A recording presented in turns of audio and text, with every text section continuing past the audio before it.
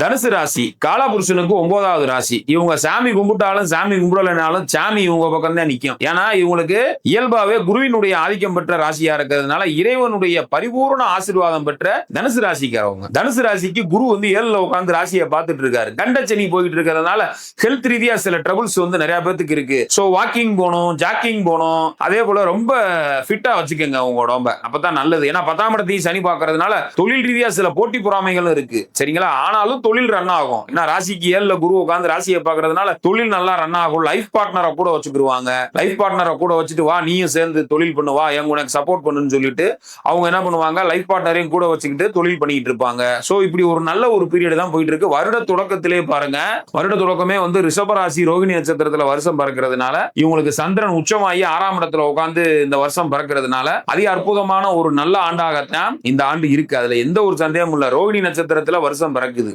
So 12 ராசிக்காரவங்களும் கண்டிப்பா வந்து ரோகிணி நட்சத்திரத்துல வருஷம் பறக்கிறதுனால கிருஷ்ணர் வழிபாடு, சரிங்களா, கிருஷ்ணர் வழிபாடு பண்றது கால சிறப்பு. சரிங்களா? அப்ப தனுசு ராசிக்காரவங்களுக்கு என்ன விஷயங்கள், இப்ப குரு பார்வை இருக்கு, 4ஆம் இடத்துல சனி இருக்கு, ஹெல்த்ல மட்டும் கொஞ்சம் ட்ரபிள் இருக்க வாய்ப்பு இருக்கு. அதை மட்டும் கொஞ்சம் கவனமா பாத்துக்கோங்க. சின்ன பிள்ளைகளா இருந்தா கையில காலில் அடிபட வாய்ப்பு இருக்கு.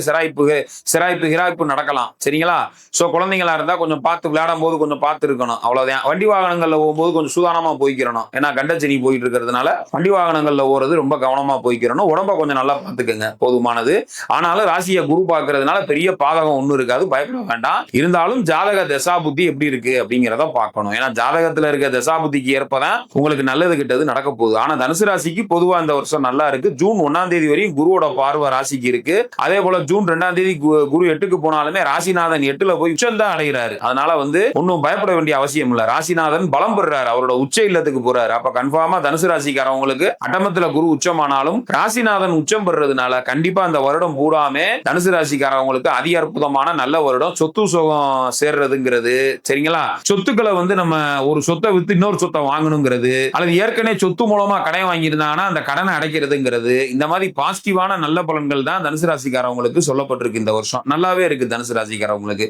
தனுசு ராசிக்காரவங்க வழிபட வேண்டிய தெய்வம்னு வந்து பாத்தீங்கன்னா பிரசித்தி பெற்ற சிவன் ஆலயங்கள், திருவண்ணாமலை ஈஸ்வரன், மதுரையில் இருக்கிற நன்மை தருவார் கோயில், சரிங்களா, பிரசித்தி பெற்ற சிவ ஆலயங்கள் இருக்குல்ல, இந்த சிவ ஆலயங்கள்ல இருக்கிற சிவபெருமானுக்கு ஒரு வில்வ அர்ச்சனை பண்ணி அங்க ஒரு நல்லெண்ணெய் விளக்கு போட்டு தரிசனம் பண்ணிட்டு நமச்சிவாய மந்திரத்தை 108 முறை சொல்லி வழிபாடு பண்ணா ஞாயிற்றுக்கிழமை வியாழக்கிழமையில வழிபடுறது காலச்சிறப்பு. குலதெய்வ வழிபாடு பண்ணிக்கிறது காலச்சிறப்பு. தனுசு ராசிக்காரவங்க இந்த வருஷம் அதிக அற்புதமா ஒரு ஏற்றமான நிலையில தான் இருக்க போறாங்க. பொருளாதார ரீதியாகவும் அதே நேரத்துல கணவன் மனைவி ஒற்றுமையில இருந்து எல்லாமே பாசிட்டிவா தான் இருக்கு.